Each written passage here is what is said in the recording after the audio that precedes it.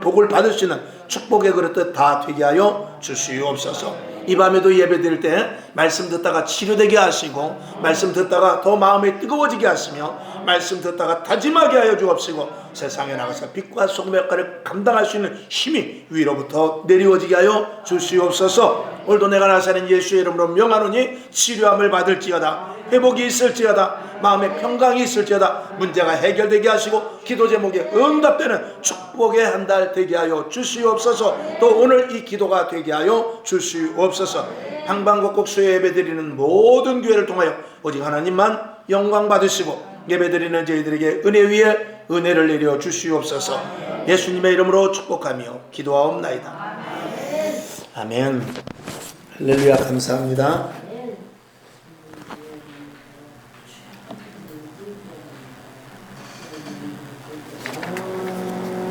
자, 지난번에 16페이지에 있었던 그림은 짐을 지고 가는 사람, 짐을 끌고 가는 사람, 또 머리가 좋은 사람은 바퀴를 만들어서 가는 사람이 있다고 그랬어요. 그리고 짐을 주님께 맡기는 사람이 있다. 이것에 대하여서 지난 시간에 말씀을 드렸습니다.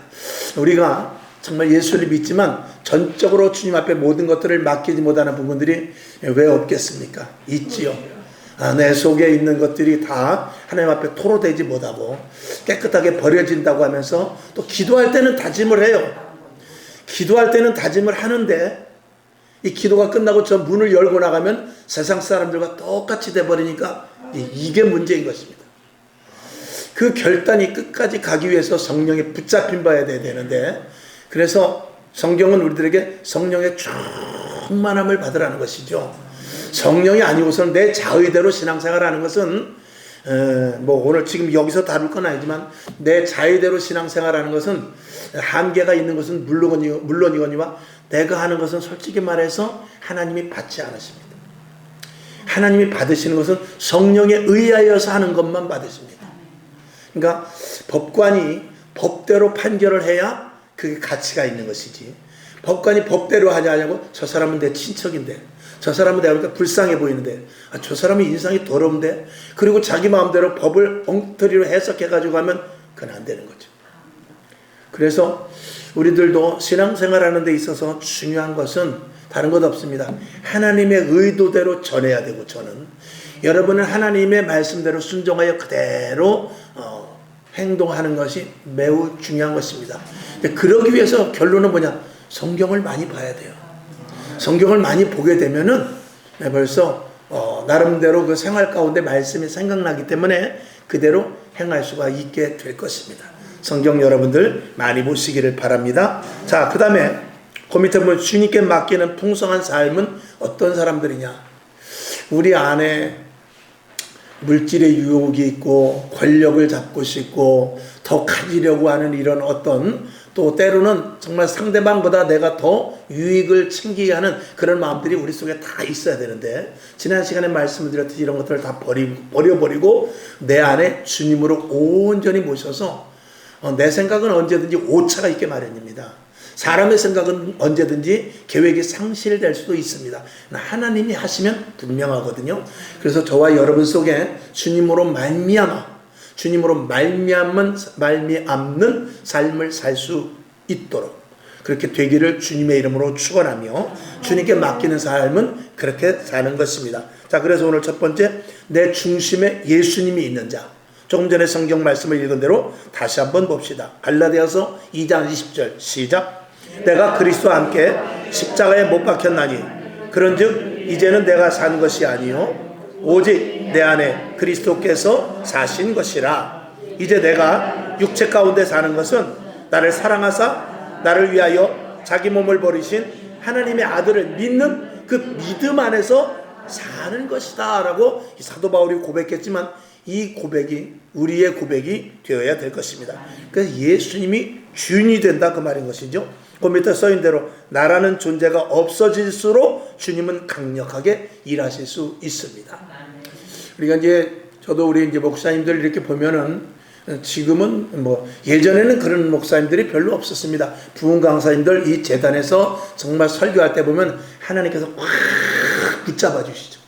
붙잡아 주셔가지고 그분이 나름대로 의도하는 것 이상으로 하나님께서 강력하게 말씀이라든가 하다못해 제스처 이런 모든 이 설교 같은 것들이 강력하게 정말 불을 뿜듯이 나오죠. 그러니까 힘든지 모르고 설교를 1시간씩 2시간씩 하십니다. 안수를 하시는 데 있어도 저도 이렇게 안수를 하지만 여러분 여기 몇 분 되지 않고 불과 20명이 채제되지 않지만 한 분 한 분 이렇게 안수하고 하면 저도 굉장히 숨이 차고 힘들어요. 근데 예전에 부흥 강사님들 물론 뭐 연세도 또 나이도 젊었을 때이기도 했습니다만 100명, 200명, 300명을 다 안수를 합니다. 예전에 그 이천성 목사님 같은 경우는 상의군이나 다리가 없잖아요. 그런 이제 그냥 고무다리로 해가지고 장화를 신고 다녔지 않습니까? 그러면 안수 끝나고 나면 그 장화에 피가 그냥 칵 고였다는 거예요. 근데 아픈지 모르고 탁 안수하고 내 다리 아픈 게 문제가 아니라 성령님께서 붙잡힌 바돼서 안수를 하니 사람들이 회개가 터지고 은사가 일어나고 그리고 사람들이 정말 회심을 하는 그런 역사가 안 나타날 수가 없지요. 왜? 그 목사님이 하나님의 강력한 역사의 통로로 여과 없이 뿌려지니까. 근데 지금은 이 하나님의 말씀, 성령의 강력한 역사가 이 목회자라는 머릿속에서 마치 필터로 말미암아서 이 여과를 시켜서 성도들에게 전달이 되니까 액면 그대로 전달이 안 되는 거예요.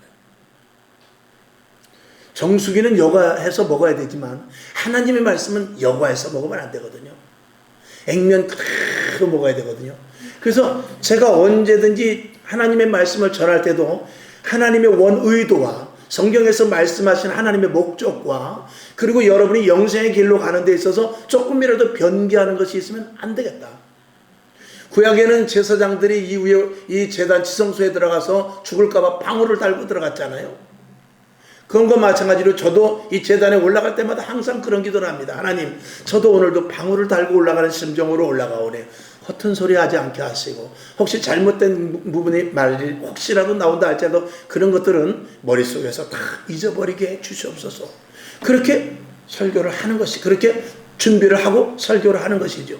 그래야만 여러분들이 그 말씀을 그대로 듣고 그대로 순종하고 그리고 하나님의 놀라운 축복이 그대로 임하여지기 때문에 그렇습니다. 만약에 저에게서 여과가 되고 또 여러분이 들을 때도 저건 아니야, 저건 맞아, 저건 아니야 그리고 평가하고 또 내가 여과시키고 여러분들이 귀에서 또 머릿속에서 여과하고 그러면 하나님의 말씀은 그 존재 가치는 하나도 없어지는 거예요. 하나님의 말씀은 위로부터 내려지는 그 하나님 말씀 그대로 여러분 심령 속에 그대로 들어가야 되는데 이제 그것이 교회를 세운 목적이고 교회는 그렇게 세워져 나가는 것이죠. 오늘 여러분에게 혹시라도 제 말투 속에 억양이라든지 단어라든지 이런 것들이 오타가 있다면 여러분의 귀로 잘 들으셔서 그래야 되지 않지만 들으셔서 여러분이 하나님이 주시는 놀라운 액면 그대로의 은혜가 임하기를 주님의 이름으로 축원합니다. 아멘. 자, 그래서 내 중심에 예수님이 계시고 그 밑에 보면 나라는 존재가 없어질수록 주님은 강력하게 일하실 수 있다. 고린도후서 12장 10절을 볼까요? 시작. 그러므로 내가 그리스도를 위하여 약한 것들과 능욕과 궁핍과 핍박과 곤란을 기뻐하노니 이는 내가 약할 그때 곧 강함이니라. 아멘. 사도 바울이 가만히 목회를 해보니까 자기가 잘났다고 할 때는 언제든지 안 되더라 이 말이에요. 차라리 옥에 갇히고 병들고 모함을 당하고 그리고 궁핍해지고 그럴 때 보니까 오히려 그럴 때 하나님께서 강력하게 일하시는 것을 이 사도 바울이 느꼈던 것입니다. 그러니까 이 고백을 여기다가 우리들에게 기록을 하고 우리들에게 듣고 이렇게 되더라 이렇더라 라고 우리들에게 말씀을 해주시는 거죠. 오늘도 여러분 만약에 힘든과 어려움이 있을 때 그것으로 말미암아서 내가 하나님의 은혜가 더 깊이 들어온다면 그것으로 말미암아서 기뻐하실 수 있기를 바랍니다. 여기 계신 분들의 뭐 다는 아니지만 교회에 올 때 그래서 힘들고 어려워서 오는 분들이 많이 있습니다. 문제가 있어서 오시는 분들이 있습니다. 또 잘 먹고 잘 삶에도 불구하고 이 마음에 곤고한 사람들이 지금 있습니다. 그런 것들은 제가 앞으로 시대적 설교를 하면서 그런 말씀을 많이 하겠습니다만 지금 이 시대는 젊은이들이 지금 이 시대적으로 지금 굉장히 어려운 시대 아닙니까? 예전 제가 몇 번 말씀을 드렸지 않습니까? 예전 같으면 지금 벌써 나라에서 저 대통령이 어떻고 국무총리가 어떻고 이 정책이 지금 오타가 나고 그러면은요, 대번에 저 서울대학교라든지 아니면 여타 이런 그 청년 학생들이 데모하고 최루탄 던지고 정부에 대해서 질타를 많이 했습니다. 근데 지금은 그렇지 않아요. 근데 우리가 객관적으로 봐도 사실은 잘하고 있는 것이 없음에도 불구하고, 객관적으로 볼 때도 잘못된 부분이 있음에도 불구하고 누구 하나 말을 하는 사람들이 없습니다. 그건 뭐냐? 머리에 지식은 있어. 박사학위는 여러 개 가지고 있어. 논평을 하지만 사람들이 착할 수는 있지만 무엇이 없냐? 세상에 대해서 바른 말을 할 수 있는 이 용기 있는 사람이 없는 겁니다. 이 목회자도 마찬가지입니다. 목회자가 착해서 될 일이 아닙니다. 여러분도 마찬가지입니다. 착해야 되죠. 그러니까 착한 것이 문제가 아니라 착하고 약하면 안 됩니다. 또 혹시 착하고 약하다 할 때도 내가 지렁이도 밟으면 꿈틀한다고 그랬어요. 참새도 죽을 때 잭소리를 하고 죽는다고 그랬어요. 바른 것과 그른 것에 대해서는 분명성을 가지고 말할 수 있어야 되는 것입니다. 젊은이들이 요즘 왜 말을 안 하는가? 난 그런 것들에 대해서 이해가 안 가지만 한번 생각을 해봤어요. 그랬더니 이제는 배가 부른 것입니다. 젊은이들도. 머릿속에 지식이 있는데 그 지식이 제3자를 위해서, 그리고 사회를 위해서, 어떤 질서 유지를 위해서, 내 가정을 위해서, 내 이웃을 위해서 쓰이기보다는 순전히 국민학교 때부터, 그러니까 유치원 때부터, 초등학교 때부터, 중학교 때부터, 고등학교 때부터, 대학부터 그 배운 모든 지식이 누구를 위해서? 자신만을 위해서 쓰려고 취득을 한 것이에요. 사회에 어떤 이바지를 하고, 사회에 어떤 그 희생을 하고, 사회를 위하여 이 젊은 한청춘 버리리라, 그런 마음이 아니고 부모 세대부터 이미 너는 성공해야 돼. 너는 사장이 돼야 돼. 너는 출세해야 돼. 나는 못 살아도 좋으니까 너는 잘 살아야 돼. 하는 그 어떤 나름대로 희생과 봉사가 아니라 네가 잘 살아야 된다 하는 그런 부분에 대해 초점을 두고 자녀들을 키웠기 때문에 자기중심의 철저한 시대 속에서 지금은 남들 위하여 겁이 내서 나가질 못합니다. 자기가 땀 흘리고 그리고 희생을 해서 조금이라도 사회가 좋아질까, 이런 것들에 대해서 전혀 생각을 하지 않은 그런 지금 젊은 시대인데, 엄밀히 따지면 그 책임이 우리 부모들 세대에도 있는 것입니다. 그런데 문제는 뭐냐면, 그렇게 지금 말하지 않고 있을 때 만약에 나중에 좋지 않은 결과가 나왔으면 그 책임과 그 열매는 그들이 따먹게 될 것이에요. 그래도 민주화 시대 때, 우리가 젊었을 때는 데모도 하고 정말 그 나름대로 어떤 정권이든지 데모는 다 있었어요. 그래서 조금이라도 바르게 가기 위해서, 대한민국이 자유민주사회로 가기 위해서 계속해서 대한민국이 세워나가면서 지금 이 시대가 이렇게 잘 살게 된 거 아니겠습니까? 근데 지금 이런 것들이 없어지게 되면 안 돼요. 제가 항상 드리는 말씀 있지 않습니까? 희망도 아니고 절망도 아니고, 차라리 젊은이들이 희망이 없으면 이 절망 속에서 야, 이거 어떻게 해야 되냐? 지금 시대가 이런데 어떻게 해야 되냐 하는 이 절망 속에서도 꽃을 피워야 되는데, 지금은 어떤 시대냐? 이 무망의 시대입니다. 이 무망이라는 것은 아무 생각이 없다는 거예요. 결혼도 하고 싶지 않고, 그저 누굴 도와주고 싶지도 않고, 그냥 자기 중심대로 시간 나면 게임하고, 시간 나면 쇼핑하고, 시간 나면 인터넷 서핑하고, 그리고 시간 나면 자기 좋아하는 데 놀러가고, 회사 한 12달 다니고 퇴직금 딱 타가지고 죄송합니다, 저는 회사 그만두겠습니다. 왜 그래? 김대리 왜 그래? 아니에요, 저는 그만두겠습니다. 왜 그래? 제가 한 달 동안 유럽 여행을 가려고 제가 작정을 한 게 있습니다.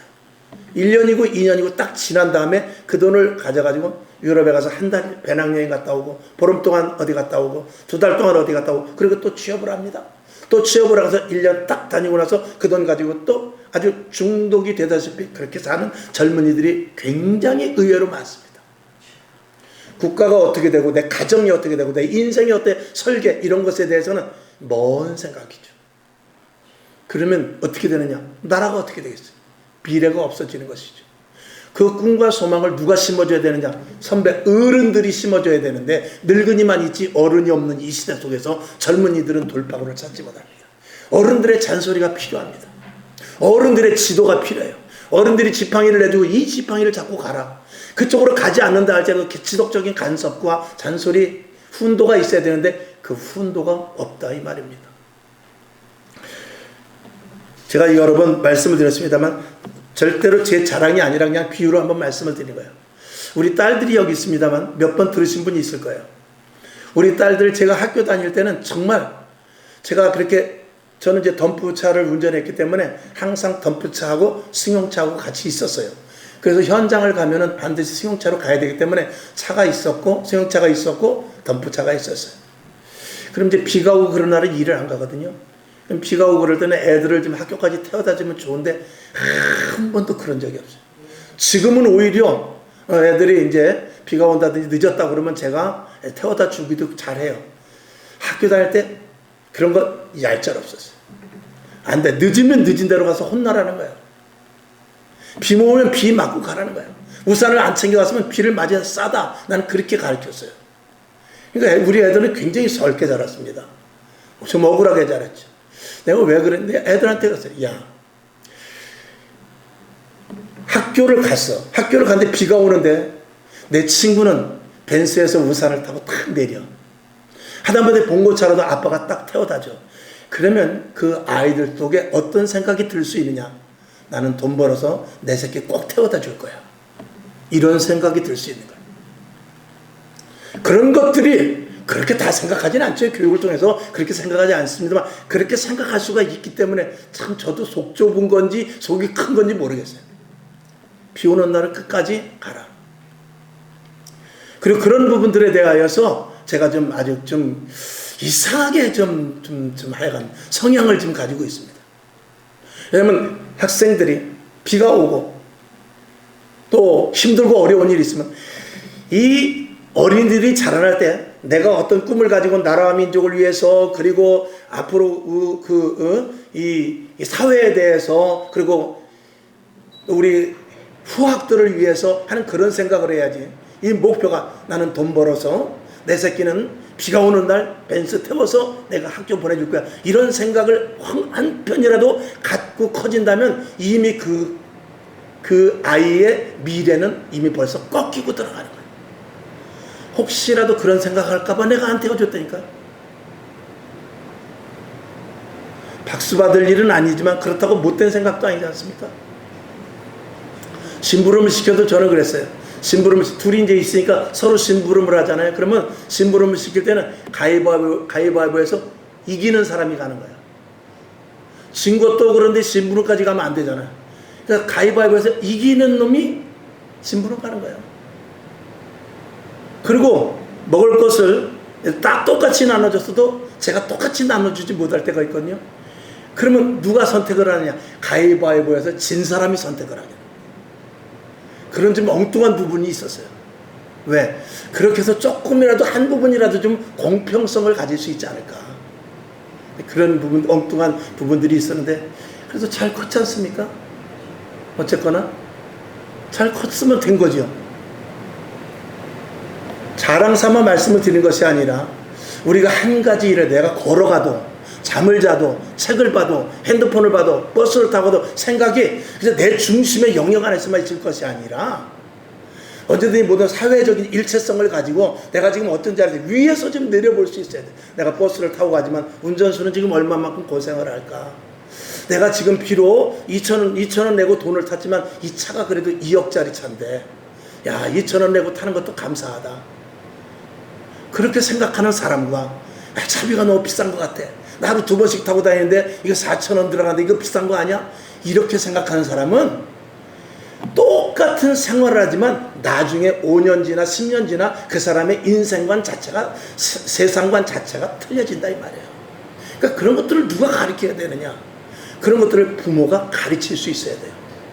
그리고 어른들이 그걸 가르쳐야 되고 학교에서 지식을 가르치는 것이 아니라 인성을 가르쳐야 되는데 다 전교조를 비롯해서 이런 모든 것들이 다 폐해가 돼버렸죠. 지금 애들이 그 가정보다도 자기 친구보다도 학교 생활보다도 무엇이 더 위에 올라가 있냐? 사상이 위에 있어요. 사상이. 애들이 뭘 한다고 사상을 가르쳐가지고. 교회도 신학교에 사상이 들어가가지고 신학 위에 지금 사상이 자리를 하고 있어요.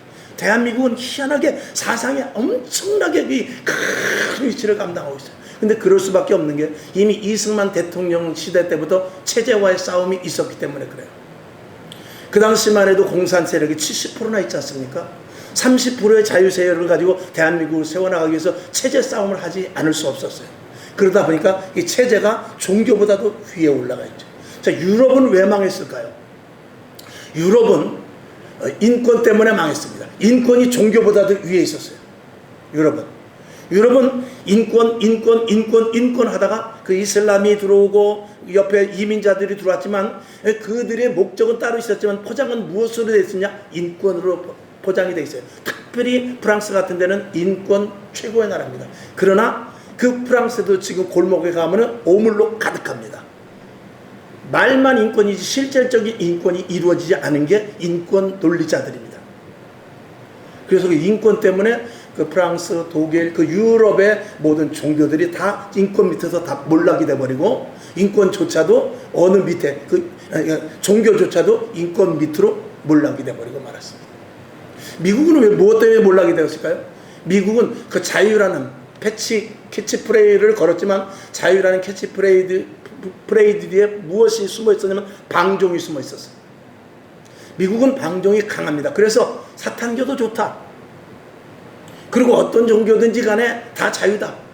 해가지고 미국에 가면 십자가를 거꾸로 그려놓고 그리고 피를 거기다가 흘리면서 예배드리는 그런 종교단체가 있습니다. 아주 많습니다. 그리고 거기서 의식을 하는데 엄청난 정말 해서는 안 될 의식들을 하고 있습니다. 음란하고 혐오적이고 그런 것들을 하는, 그게 미국에서는 다 인정이 돼요. 그것 때문에 정상적인 종교가 그 종교 위에 그런 방종이 올라가 버렸습니다. 그래서 미국의 기독교가 멸망이 된 것입니다. 그럼에도 불구하고 아직까지 참 하나님은 희한하죠. 하나님이 이 미국이라는 나라를 쓰는데 지금 그래도 세계적으로 코로나 이후에 가장 성도들이 이탈되고 교회가 무너진 프로테이지가 가장 많은 데가 대한민국입니다. 희한하죠. 대한민국은 새벽기도 합니다. 철야기도 합니다. 그리고 또 전도합니다. 얼마나 뜨거운 열정이 있는지 몰라요. 성령의 바람이 붑니다. 근데 이렇게 초토화될 줄 몰랐죠. 그랬으면 그게 뭐냐? 이미 코로나 이전에 대한민국 교회가 거짓이 많았다는 것입니다. 가짜가 많았다는 거예요. 실질적으로 허울 좋은 포장만 있었지, 옷만 좋은 거 있었지, 그 속은 다 썩어가고 있는 회칠한 무덤과 같은 교회였다는 것을 지금 드러내고 있잖아요. 어떻게 통계를 내보니까 대한민국 교회가 제일 감소율이 프로테이지가 세계에서 제일 많냐 이거예요. 가장 없어야 되는데. 그리고 그 와중에 미국 교회가 오히려 거의 줄지 않고 미국 교회는 지금 점점 성도가 늘어나는 추세에 있습니다. 미국을 하나님께서 좋든지 안 좋든지 미국이 지금 트럼프가 하는 일들이 정말 살인적인 일을 하고 있지만 그럼에도 불구하고 하나님은 미국을 사랑하고 계신다는 것을 우리는 알 수 있어요. 그건 뭐냐? 그 저변에 기독교인들이 강력하게 뿌리를 내리고 있기 때문에 그런 거예요. 대한민국의 기독교는 뿌리가 깊지를 않아요. 불과 그래봤자 한 130년. 천주교까지 해봐야 한 200년. 그 뿌리가 지금 굉장히 얕이 박혔어요. 그래서 나무는 무성해요. 열매도 꼭 있는 것 같은데 가짜 열매였어요. 쭉정이었다 이 말이죠. 바람이 부니까 어떻게 되죠? 나무가 다 넘어가 버렸어요. 미국 교회는 나무가 넘어가질 않았어요. 뿌리가 넘어간 듯 했는데 뿌리가 있어가지고 다시 치고 올라오는데 대한민국은 올라오지 못해요. 코로나 이후에 제가 새벽 예배도 계속 말씀을 드렸어요. 코로나 이후에 대한민국 교회가 회복될 줄 알았어요. 대한민국 교회가 회복될 줄 이제 5년의 코로나 기간이 끝나고 이제 다 마음대로 앉아서 예배드리죠. 예전에 우리 여기도 저도 아크릴이 있지만 여기다 아크릴을 대고 여기다 아크릴을 대고 그리고 띄엄띄엄 의자도 이거 다 하나씩 개별 의자 놓고 그렇게 예배를 드렸었어요. 그리고 기도회하다 붙잡혀가지고 벌금도 제가 100만 원 낸 사람입니다. 300만 원 나왔는데 대법원까지 항고해가지고 결국은 100만 원 벌금 냈죠. 그 정도로 해서 이제 그것이 풀렸으면은 이제는 교회들이 다시 이제는 우리가 이거 안 되겠다. 우리가 가만히 있고 이거 신앙이 헛것이었네. 이래가지고는 안 되겠다. 우리 왜 교회들이 왜 이렇게 허약하냐? 착한 목사는 있었는데 용기 있는 목사가 하나도 없었어요. 다시 우리가 일어나야 되겠다. 그리고 저녁 예배가 회복되고 새벽 기도가 회복되고 저녁 기도가 회복되고 신방이 회복되고 수련회가 회복되고 부흥회가 회복되고 기도원 가서 기도하고 그래야 되는데 하나도 안 하고 있어. 그리고 무엇에만 주력을 하느냐? 온라인에만 계속 주력을 하고 있으니까 하나님께서 어떻게 해요? 대통령이 결국 5년도 채우지 못하고 대한민국을 다시 한번 징계시키라고요.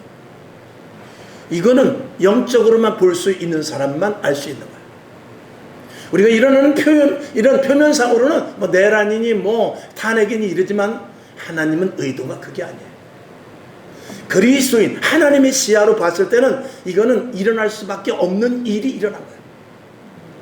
교회가 깨어있지 않으면, 성도들이 깨어있지 않으면 국가는 아무런 힘이 없습니다. 절대적인 것은 믿는 자들, 절대적인 것은 주의 종과 믿는 자들과 교회가 든든히 서 있느냐에 초점을 두는 것입니다. 하나님의 관심은 믿는 자들이에요. 하나님의 관심은 교회예요. 하나님의 관심은 제사장들이라 이 말입니다. 근데 부패하고 타락하고, 아니 겉으로 보기엔 부패한지 몰랐어요. 겉으로 보기엔 타락한지 몰랐어요. 정말 착하고 인격적이고. 제가 칼럼을 하나 쓴 게 있어요. 칼럼을 하나 쓴 게 있는데 벌써 좀 꽤 됐죠. 목사님들이 너무, 저도 마찬가지입니다. 너무 살이 많이 쪘다.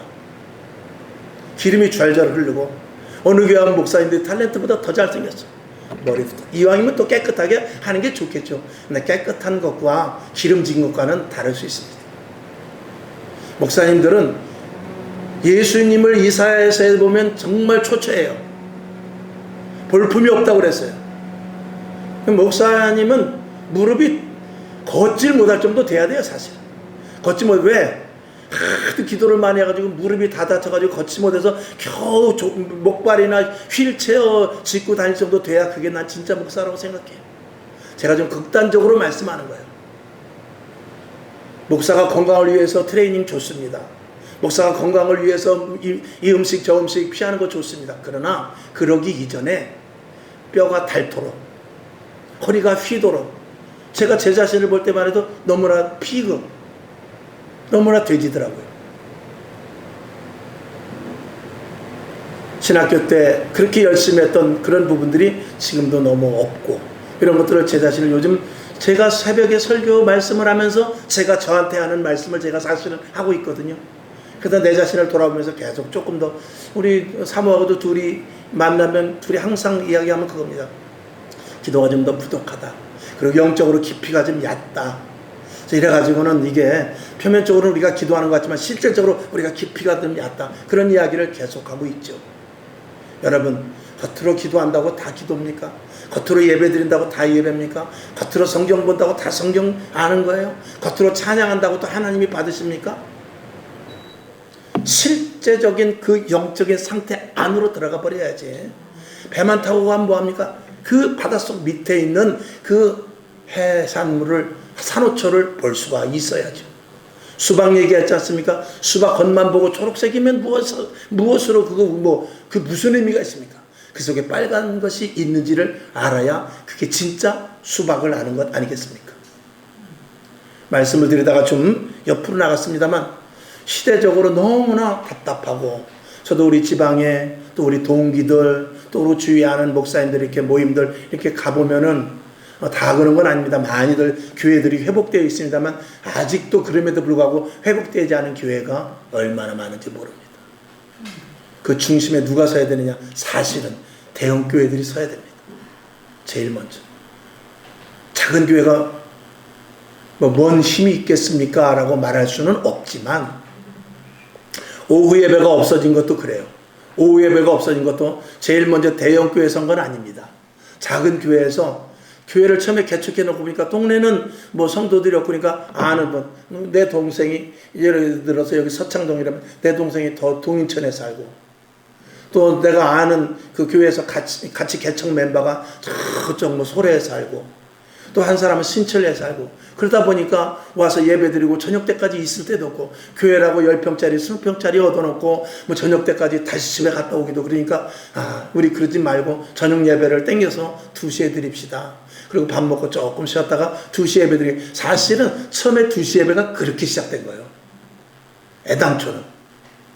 그렇게 시작됐으면 큰 교회는 계속 저녁 예배를 유지하고 있어야 되는데, 큰 교회에서도 그거를 가만히 보니까 2시 예배 드리고 보니까 괜찮거든. 첫째 목사님이 편하고 성도들이 너무 좋아하는 거야. 그러니까 차츰차츰 줄어들기 시작해서 지금은 저녁 예배 드리는 교회가 10교회면 2교회 정도밖에 되지 않습니다. 자, 그러면 다시 회복을 시켜야 되는데, 이 정도 코로나로 두드려 맞았으면 회복을 시켜야 되는데, 아직도 회복된 교회를 제가 많이 보지를 못합니다. 지금 휴가철입니다. 휴가철이라고 지금 구역예배 한 달 동안 안 드립니다. 한 달 동안 수요 예배 주일 날만 딱 나오고, 수요 예배 금요철에 안 하는 교회 많이 있습니다. 저는 감히 그렇게 말합니다. 죽으려고 백 쓰는 거죠. 어떻게 그럴 수가 있습니까? 말도 안 되는 거죠. 전쟁이 언제 쳐들어왔죠? 대한민국 전쟁이 6월 25일 날 주일날 일요일 날 쳐들어왔어요. 그때 분명히 모든 정보를 통해서 북한이 내려올 수 있다는 정보를 다 가지고 있었어요. 그런데 그때 장성들이, 좌파 장성들이 많이 있었어요. 그냥 휴가를 다 내보낸 거예요. 아니나 다를까 때는 요때다 하고, 그리고 물 밀듯이 밀고 들어왔죠. 속수무책이었어요. 낙동강까지 다 도망가 버리고 말았죠. 마귀는 지금도 교회를 그렇게 노리는 거예요. 지금도 믿는 자들을 그렇게 노리고 있는 거예요. 지금도 교회를 그렇게 무너뜨리려고 하고, 틈만 나면. 마귀는 인정사정 없습니다. 우리 사람은 한참 때리다가 아플 것 같으면 좀 쉬었다 때릴 수도 있지만, 마귀는 그렇잖아요. 어디까지 끌고 가느냐? 죽을 때까지, 사망까지, 지옥에 떨어질 때까지 끌고 가는 게 마귀예요. 중간에 멈추고 쉬고 인정사정 봐주는 거 없습니다. 만약에 내가 교회를 떠나게 된다. 만약에 내가 힘들어서 교회를 좀 문을 닫을까? 월세도 못 내는데, 우리 교회 이거 대출 얻은 것도 못 갚는데, 만약에 그런 생각을 하면서 차츰차츰 교회를 이렇게 떠날 생각을 하고, 나이도 많이 먹었는데 한 3년 있다 이제 문을 닫아야지 뭐, 나 문 닫으면 내가 은퇴하면 끝이지 뭐, 이런 생각을 하면 마귀는 어떻게 하느냐? 특공대를 보내가지고 급습을 해버립니다. 급습을 해버려가지고 그 기간이 되기도 전에 뭘 서두를 거리냐? 일시에 쳐버리는 게 마귀인 것입니다. 여러분, 신앙도 마찬가지예요. 한 번의 틈이 2번, 3번 되고, 2번의 틈이 4번, 6번, 8번 되는 거예요. 그래가지고 결국은 회복되지 못하는 그런 불능에까지 가게 될 수 있는 것입니다. 영적인 세계는 무섭습니다. 우리가 성령의 불을 뜨겁게 받고 가슴이 뜨거워지고 내 속에서부터 들끓듯이 용암과 같이 끓어오르는 그런 성령의 충만함이 있다 할지라도, 실질적으로 영적인 세계 깊은 북에 들어가면 그 속이 얼마나 냉혹하고 차가운지 압니까? 그 속에는 시퍼런 칼들이 있는 곳이에요. 그 속엔 시퍼런 서슬과 같은, 정말 그 냉장고보다, 그 얼음보다 더 찬 그런 마귀의 그 서슬퍼런 계획만이 첨예하게, 마치 바늘이 뾰족뾰족 서 있듯이 첨예하게, 그런 철저하게 이 그리스도인들을 죽이려고 하고 교회를 쓰러뜨리려고 하는 그런 바늘과 같은, 창과 같은 그런 뾰족한 것들이 첨예하게 서 있는 것이 영적인 세계입니다. 이걸 알지 못하면은 우리는 그냥 신앙생활을 하나의 액세서리로, 취미생활로, 그리고 이렇게 살다가 천국 가면 감사한 거지 뭐, 그런, 그저 정말 마귀가 들어도 웃을 만한 그런 말을 하면서 신앙생활을 하는 이들을 볼 때 하나님이 답답하고 마귀가 웃고, 그리고 우린 그것도 모르고 웃으면서 밥 먹고 있다 이 말입니다. 냉혹하고 정말 차디차고 서슬이 시퍼런 저 영적인 세계를 저와 여러분들이 알아야 돼요. 우리는 지금 이 시대, 좋은 시대 살지만 우리가 해야 될 것은 다른 것 없습니다. 하나님이 기뻐하시는 든든한 교회를 세워야 되고, 개개인이 성령 충만해야 되며, 진리에 바로 서야 되고, 여러분들이 불의에 대해서 뛰어나가지 못한다 할 때도 어느 것이 옳고 그른지는 분명히 알아야 돼요. 그걸 모르면은 안 됩니다. 영적인 눈이 띄어져야 되는데, 어떤 것이 길이고 어떤 것이 진리인지 우리는 몰라요. 그래서 성경을 봐야 되는 거예요. 성경에서 무엇을 말하고 있는가? 동성애가 나쁜지 좋은지 압니까? 그냥 단순히 나쁘다고 말할 수 있죠. 그리고 동성애 옹호론자들이 대한민국 목회자들 중에도 거의 절반 이상 됩니다. 그 사람들 불쌍한 사람인데 그 사람들 아울러야지. 여러분, 동성애는 우리가 아우르고 그들을 다시 교회 안으로 들어오게 하는 것이 문제이긴 하지만 그건 죄예요. 먼저 죄이기 때문에 그들을 옹호하고 그들을 이해하고 그들의 결혼식을 주례로 서주는 것이 아니라 거기서 벗어나게 하는 것이 교회예요. 벗어나게 해서 정상적인 하나님의 창조적인 원리의 법칙 속에 들어가게 하는 것이 이게 교회예요. 교회. 잘못된 것을 고쳐주고 아닌 것을 아니라고 말하고 하나님의 창조 질서에서 벗어나는 것에 대해서 아니라고 성경 말씀을 들이대면서 말할 수 있어야 되죠. 이런 것이 없으면 교회는 아무런 가치가 없습니다. 법이 있으면 되죠. 뭐 법에서 땅땅땅 동성애 결혼 허용한다. 또 법대로 살면 돼요. 근데 하나님의 말씀은 그게 아니기 때문에 하나님의 말씀은 영원 불변이고 그는 창조에 관련된 것이기 때문에 하나님의 그 어떤 법칙에 관련된 것이기 때문에 거기서 벗어나면 그건 모든 것이 죄가 되기 때문에 그렇습니다. 그래서 우리가 동성애자들을 불쌍히 여길 수 있지만 그들을 옹호하거나 그들에 대해서 인정을 해줘버리면 안 돼요. 그건 죄라는 것에 대해서 분명히 말씀하고 말하고 돌아와. 그건 아니야. 돌아와. 정상적. 넌 남자잖아. 넌 여자잖아. 정상적으로 돌아와. 그리고 하나님을 만나. 이렇게 말할 수 있어요. 아까 말한 대로 젊은이들이 무망의 시대에 살고 있습니다. 지금은 게임 중독, 음란의 중독, 그리고 도박, 또 그리고 게임, 머신, 뭐 여러 가지 폭력, 마약 이런 것들이 다 지금 보이지 않게 잠식되어 있습니다. 그 속에서 여러분 상담한다고 됩니까? 상담은 일시적이고 결국 상담해봤자 어디로 가느냐. 상담하다 안 되면 저 은혜병원으로 가면 그만이야. 은혜병원 아시죠? 저 백석에 있는 은혜병원. 은혜병원 가면 거기 가면 다시 나오지 못합니다. 우리는 그들에게 내가 설득하고 그것이 아니라고 아무리 그들이 모르는 게 아니에요. 그들이 잘못된 것을 다 알고 있습니다. 근데 거기서 돌이키질 못하는 거예요. 술 끊는 사람이요, 나 술 끊어야 되는데 다 이야기해요. 노름하는 사람이 난 노름 안 할 거야 하고 손가락을 잘라버려요. 근데 됩니까? 또 하는 거예요. 자기 알아요. 노름하면 안 되고 도박하면 안 되고 술 먹으면 안 되고 그리고 마약하면 안 되고 다 알지만 이 마음속에서부터 자꾸 육신을 끌고 가서 나도 모르는 건데 눈 떠버리면 술집 앞에 있는 걸 어떻게 해요? 1,000원짜리 2,000원짜리 5,000원 생기면 벌써 내 앞에 벌써 소주병이 와 있는데 어떡하면 좋으냐 이거예요. 그걸 누가 막아요? 다시는 게임하지 말아야지. 그리고 눈 떠보면 컴퓨터 모니터 앞에 있는데 어떡하란 말입니까? 뉴스에도 나왔듯이 젊은이들이 젊은 부부가 아기를 낳아놓고 둘이 게임하다가 애가 굶어 죽었다는 거 아니에요? 남의 일이 아닙니다. 지금 그런 일들이 비일비재를 합니다. 그 마음을 고치는 것은요 설득으로 되지 않아요. 때린다고 되는 것도 아니고 교도소에서 교화시킨다고 되는 것도 아니고 저 은혜병원 가서 약물로 되는 것이 아니고 성령이 그 마음을 뒤집어놔야 돼요. 그 마지막 때 하실 사역은 뭐냐면 성령의 사역밖에 없는 거예요. 성령만이 그 마음을 뒤집어 놓고 그 생각을 바꿔놓고 그 사람이 완전히 새 사람으로 변화할 수 있는 거. 그 젊은이가 됐든 늙은이가 됐든 어린이가 됐든 그 심령이 변화되는 것은 성령밖에 없는 거예요. 성령 받지 않으면 그 마음은 절대 돌아서지 않습니다. 성령 충만해서 성령의 불을 받아야 성령의 감동 감화 속에서 이 마음이 뜨거워지고 회개가 터져나오고 잘못돼서 가슴을 치면서 무릎을 꿇으면서 눈물을 몇 시간씩 흘려가면서 주님을 부르면서 자기는 죄인이라고 고백하는 그것이 없으면 돌아서지 못합니다. 일시적으로는 돌아설 수 있어요.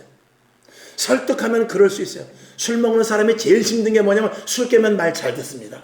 술 먹지 말고 알았어 안 먹을 거야. 아이 내가 뭐 먹고 싶어서 먹은 줄 알아. 그 김치 때문에 할 수 없이 한 잔 먹은 거야.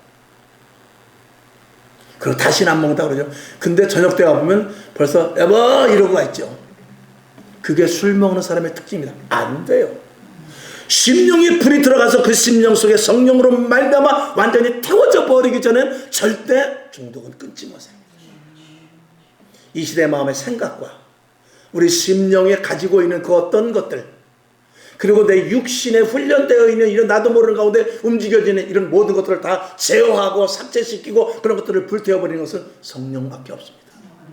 그러면 우리가 해야 될 건 뭐죠? 자녀들에게 성령 받기 위해서 기도해야 돼요. 교회에서 뭐 해야 되죠? 성령 받으라고 기도해야 돼요. 교회에서 뭐 해야 돼요? 성령으로 말씀을 조명해야 되고, 그리고 성령 받으라고 계속해서 기도하고 엎드리고, 그리고 심령이 뜨거워질수록 부르짖어 기도해서 그거 비밀한 것들을 아는 데까지 가지 않으면 교회는 의미 없습니다. 와서 1시간, 그것도 1시간 예배 드리는데 설교 29분, 길면 29분, 짧으면 25분 설교하고 그러고 아멘이시죠? 여러분 하나님께 영광 올립시다. 그리고 기쁨이 충만할 줄로 믿습니다. 여러분에게 평안이 있을지어다. 그러고 돌아가 봐야 무슨 유익이 있냐 이 말이에요. 귀는 즐거웠지만 문을 열고 나가면 세상과 부딪히는 속에서 세상이 다 채워가는데 그것도 모르고 거기서 그냥 또 세상 속에 있다가 주일날 와서 30분 예배 드리는데 안 되지. 변화된 모습으로 성령에 충만한 사람이 돼서 세상의 휘표 전철이 휙 내 앞에 기차가 휙 지나가도 기둥 딱 붙잡고 나는 저 기차에 빨려가지 않는다 하는 그런 마음을 가지고 성전 문을 열고 나갈 때 지금 바깥에 성전 바깥에는 얼마나 큰 소용돌이 속에 마귀 사탄 귀신이 얼마만큼 영적인 세계를 포진하고 있는지 몰라요. 그 속을 어떻게 해요? 예수님께서 유다와 더불어서 예수님을 붙잡으러 군병들이 왔을 때 누가 예수냐 그랬을 때 나다 그랬을 때 그들이 무릎이 탁 꺾어지면서 엎드려지는 그런 영적인 권세를 가져야 되는 거예요. 예수님이 우리 동네에서 이거 몰아내야지 안 되겠다 하고 그 거라사 지방에서 예수님을 밀고 벼랑 끝까지 데려갔어요. 그 벼랑 끝까지 사람들이 막 밀려가지고 벼랑 끝까지 데려갔어요. 그래서 거기서 밀어서 예수님을 낭떠러지로 떨어뜨리려고 했어요. 그때 예수님께서 거기까지 밀려가시다가 거기서부터 그들 군중 가운데로 그냥 거침없이 휙 지나갈 때 그들이 꼼짝 못하고 옆으로 쫙 홍해가 갈라지듯이 꼼짝 못하고 갈라지는 장면이 있습니다. 그게 영적인 권세예요. 여러분 세상을 그렇게 이기지 못하면 예수 믿는 게 뭐예요?